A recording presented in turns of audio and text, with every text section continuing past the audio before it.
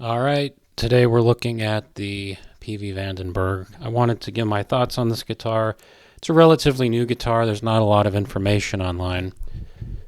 So I did buy this guitar earlier this year, and the whole thing that attracted me was the fact that this is the same as a Gibson Les Paul as far as the scale length. And being a Les Paul player, that's what I'm used to. So getting a guitar with a Floyd Rose that also has a set neck is kind of unique. There's not a lot of choices. You do have like the Kramer Night Swan. I think BC Rich has the Mockingbird. There's a newer model out that's also just like this, 2475 with Floyd Rose. But neither of those guitars is really up to the specs of this one here. I think the Night Swan is just under 1,000 and is a bolt-on. It does have the shorter scale length than a Floyd Rose. And then the BC Rich, I think has a Floyd Rose 1000, and they're made overseas. This is made in Czech Republic. Peavey's now making their Wolfganger HB2 in the Czech Republic, and this is in the Czech Republic too. It says it on the back of the guitar. But this is clearly a high-quality guitar. Very good as far as quality control with the frets, the wiring, super clean, everything works, no problems at all. That being said, I'm actually selling mine because there's a few things that I don't like about it. And that's really my preference, I think. But being a Les Paul player, I was excited to get this and to try it out, but kind of disappointed because I didn't really love it. And I want to go through why. Starting off, I guess, with the fretboard. You know, this has a very unique look. You may hate it, you may like it. But when it comes down to it, I found the neck to be a little too thin. I wouldn't say that it's quite where the Ibanez Wizard is, but it's that same flat shape. It's thin. I wouldn't call it a C shape, and I just don't get on with that type of a neck. I've had the Ibanez Wizard Genesis guitar, I should say the Genesis with the Wizard neck. Comfortable enough. I don't love it. And I believe the scale length on this Peavey Vandenberg is, or I should say the radius is 15 inches versus a Les Paul, which is 12. I think I prefer the 12. That's just what I'm used to.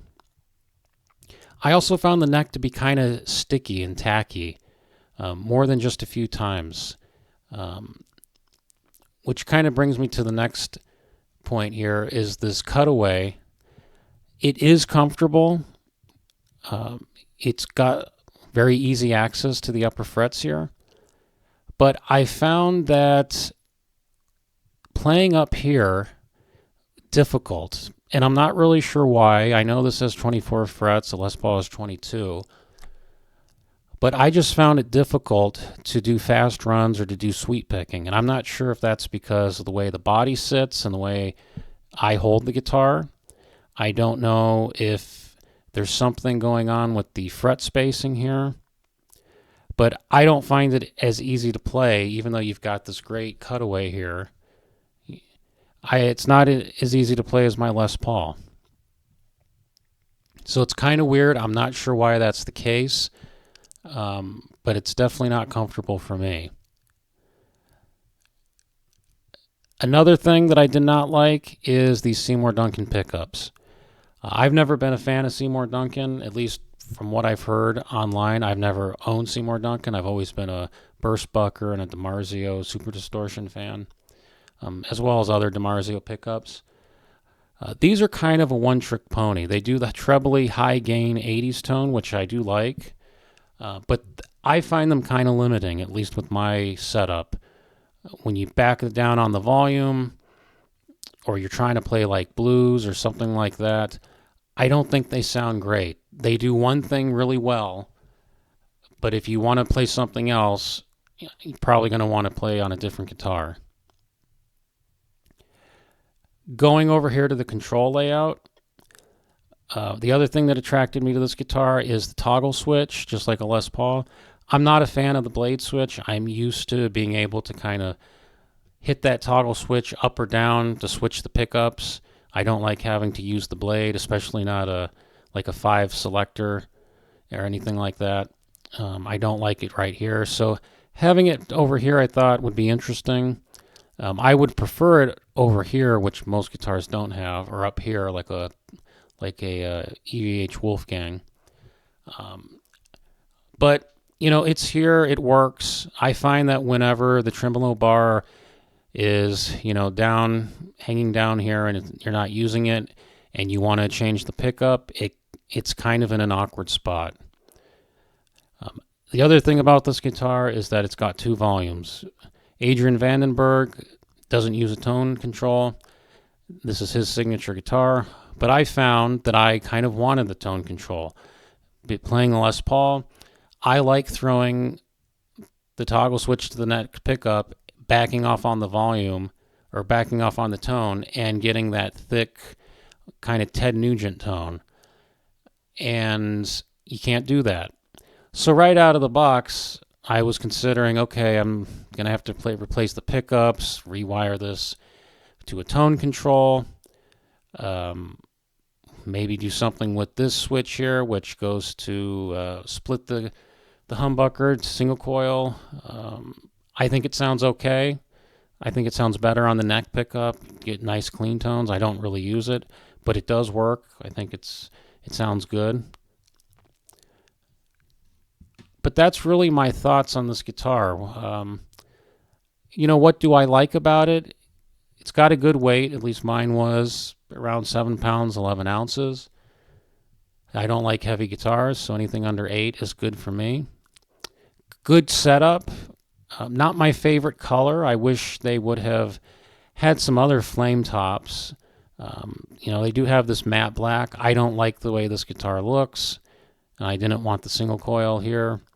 And then I didn't want this pink guitar. I didn't want this single coil either.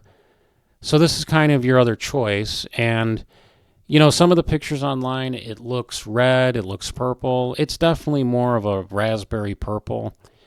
It's okay. It's not my favorite. I also don't love the stupid Seymour Duncan logo. I think that looks tacky. And I'm not a big fan of the zebra. I prefer actually cream colored pickups. But, it's a good weight. It's very unique looking. It's got the cool inlays. It's got the cool headstock. I can't complain about that. The bridge is high quality. I think it's an original. It's not the Floyd Rose 1000, which is what you find on a lot of guitars.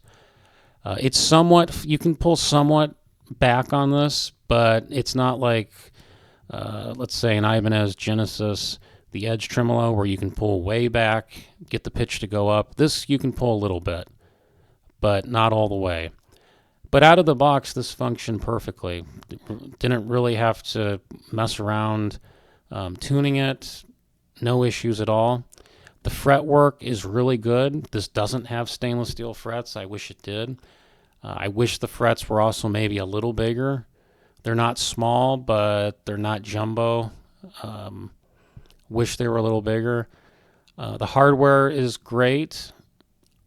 I did notice up here on the headstock, and you can kind of tell in this photo, that the tuning pegs, even though they're gold, they're kind of dull looking. You may like that, but it kind of stood out to me as it looks worn. It's not that shiny gold, which probably would tarnish over time, maybe even really quickly, but that's just something I noticed.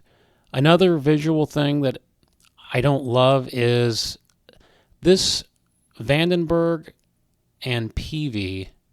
It's kind of hard to see. I don't know what they could have done if that was in black, or maybe if the headstock was blacked out with white. That I think would look pretty cool. Just a black gloss and then in white Vandenberg. So it does look a little strange, and the fact that the Vandenberg is covered up by the string. Another thing I appreciated on this is some guitars, these back plates are actually not recessed. Here they are recessed, and the cutout's perfect, so no complaints there either. It's a very well balanced guitar, very comfortable to sit with and play, and also very unique looking. Some people might think it looks hideous. I think it looks okay. I wish there were other colors, and I do like the inlays. The V is, I don't know, that this is a signature guitar, so you can't complain too much, but it is what it is. It's made for Adrian Vandenberg. So those are my thoughts, but I am going to sell it. It's just not for me. I think maybe I'll try out a BC Rich Mockingbird that has similar specs, just not a high quality as this one here, and it is made overseas. So if you are looking at this, I think it's worth checking out. I think the biggest gripe, if you're a Les Paul player, might be this setup right here with the 2-volume. You may not love these pickups depending on what type of music you play. And if you're used to the Les Paul neck, kind of that rounded C, maybe a C/D profile, this does feel more like a Wizard neck. Maybe not as thin and a little bit sticky. So, it's not an unfinished neck or a maple neck. It definitely feels more sticky than like the Epiphone Les Pauls that I have. So I hope that was helpful. If you have any other comments or questions, just leave them below and I'll try to respond.